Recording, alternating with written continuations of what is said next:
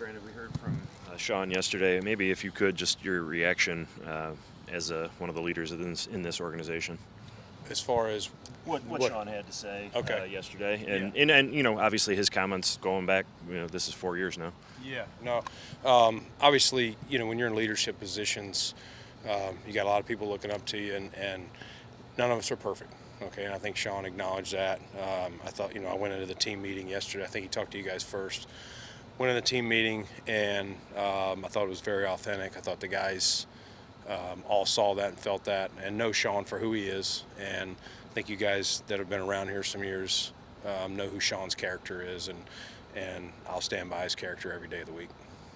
You know, the big assertion in this story, I'm not sure that if you read it, but you know, Sean indicated that it was an attack on his character, but 25 former players, coaches, that basically the theme of it was there's been a lack of accountability within the organization from Sean.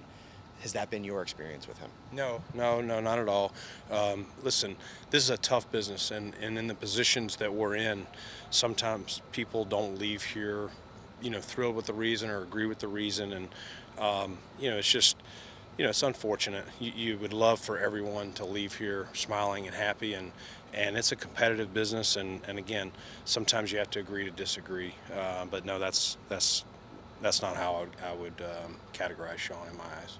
Brandon, what have you seen from Sean kind of in the last day, like his reaction to it? Like, what have those conversations been like between the two of you? Yeah, I mean, he's hurt, and he's human, and you know, just like when your family member's down or something's happened, that's you just put your arms around and support him, and support his family, and just try and work through this. It's obviously been a tough week. Vaughn had his situation that we were working through, and then, you know, this just dropped yesterday, and so we'll just work through it. You know, we're kind of used in this business dealing with adversity, and I think we've had our fair share. I think we're ready to move on and play football, and I know the guys are excited to get to Kansas City on Sunday. How much has Terry been involved in this challenging week in those conversations? Yeah, Sean and I talk to him regularly, and so he's very up to speed from the minute we learned about the situation with Vaughn to when Derek let us know about this yesterday, and we got on the horn with Terry right away, and so he's very involved, and he's up to speed.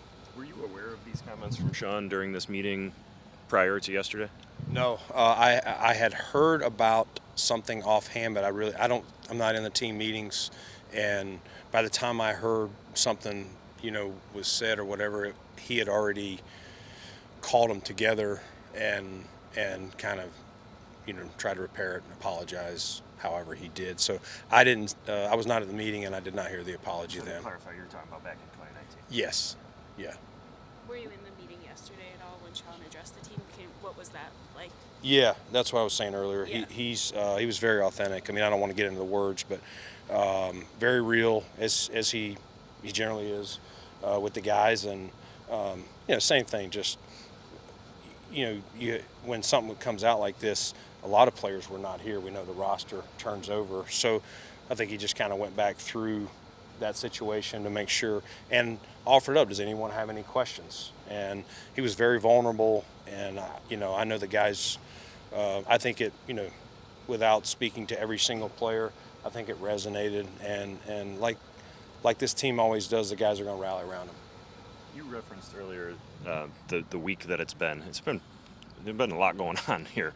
How much of a distraction is this for the team, and how confident are you that this locker room and the players in there still believe in their head coach? Yeah, no, I think they very much believe, and if there was a bunch of questions or back and forth yesterday, I've been in team meetings where not everyone's on the same page, and when it's an open forum, and there was none of that. And there was none of that coming out of the meeting.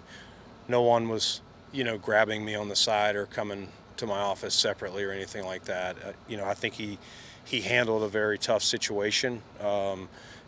You know, owned up to, you know, the mistake of it, and I thought he was very vulnerable, which, you know, people respect that. And if you can't sit up there and read off of a card or a statement, you can, but I don't think it's as genuine. And so my comments to him afterward were just to support him, and I know it's tough, and I thought you handled it the best you could. Brandon, going off that, in lights of the comments, I mean, was there people in the organization that may have felt differently about Sean now? Do you still feel like people in this organization look to Sean as the head coach of the Buffalo Bills, someone they can trust as well? People outside the locker room specifically. Can people front staff members, people who work around the facility who are invested in this team just as much as you guys are? Yeah. No, it's. I think everyone understands that we're all human, and I've made mistakes. If you're in these positions long enough, you're going to do things or lead people or say something that you're like, damn, I wish I had that back. And I think it's how you handle it if people are going to follow you, and if Sean was deflecting it onto someone else and not himself, then maybe it wouldn't be the same response. But I have no doubt that the players and the staff and the support staff that you're talking about are all behind him and behind this team. If what was reported in regards to what he said in that meeting in 2019 is indeed accurate, in your mind, is that unacceptable? Yeah, I don't. He knows he made a mistake, and I think he owned that. And just like I said, Jay, if you're in these seats long enough, sometimes you do something you're like, damn, I wish I had that back. And that's probably the best way I can categorize it. Before the story came out, pressure has been intensifying from the fan base, obviously the national media, local media, on Sean and his tenure. There's been a lot of success, but there's been high-profile, games that weren't successes. Where do you feel like he's at in your eyes leading to this final push, and where does he sit with you guys at 6-6 here? Yeah, listen, this is a hard business. It's hard to win every single week, and yeah, we all wish we had done things differently, made more plays, not turned the ball over. I'm sure as he's the play caller now in defense, I'm sure you look back in a game, you're not going to say, man, I called a perfect game today. There's things, but everyone is 100% behind Sean, and everyone's not focused, Matt, on the previous 12 games. I know we're 6-6. Everyone is truly focused. It's been a good week of practice. I know we've had a couple of hiccups here that we've had to deal with off the field, but out there you wouldn't know it.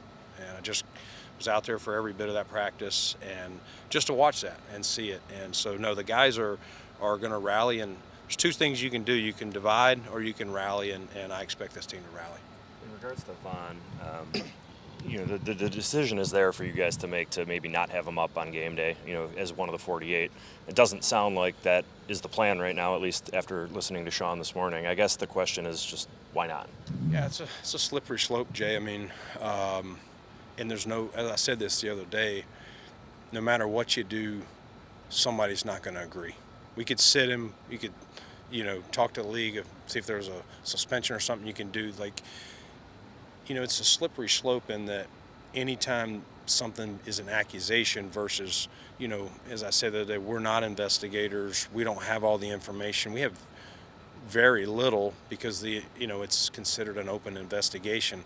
And so if we had clarity of that he had committed, any of the original accusations before the story was amended, then yeah, I think we'd do something different. But if it's a dangerous slope if someone walks in here and says something else about another play. Where do you draw the line of who you're going to sit and who you're not? And so we're just going to, again, as I said, follow the league and let them use their resources, and we do our best, but we're kind of at their beck and call as well. And so at this time, Vaughn will continue to remain a member of the team, and week by week we're going to play the best 48. The thoughts come on Orazia when he was cleared. I mean, he's been cleared of that, but everybody else labeled him, and it seems like he did nothing wrong. The punter. Yeah. I mean, is it similar to your point of? It's so hard because if you go back to that situation,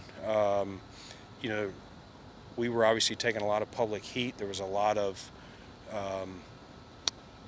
I would say, we did not know Matt as long either, so you know what you're being told about a person from the college people that we kind of dig on these guys, and we had a little bit of time with him in the spring, but so that was a Title IX thing. There was we could get very little out of it other than what we were reading, the same things you guys were reading, and it was obviously sounded very, very bad. And we were hopeful that they could put him on the commissioner's exempt list, but that wasn't an option because it was only a civil case. So these are, again, without getting too deep into it, everyone's has its own situation, and we're not perfect. I'm not sitting here saying we handled that perfectly, and I'm not saying we're handling this one perfectly.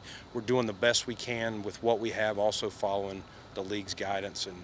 And I would just ask people, to look, at our track record here from the Pagulas to Sean and myself, that we try to bring in people with high character here, and we want everything to be, we don't even want this situation to come up. Sometimes things do, but we do look for the, high character people, and we're trying to do our best we can. And, as I said to Jay earlier, sometimes there are going to be people that disagree no matter which way you go, and that's part of the business.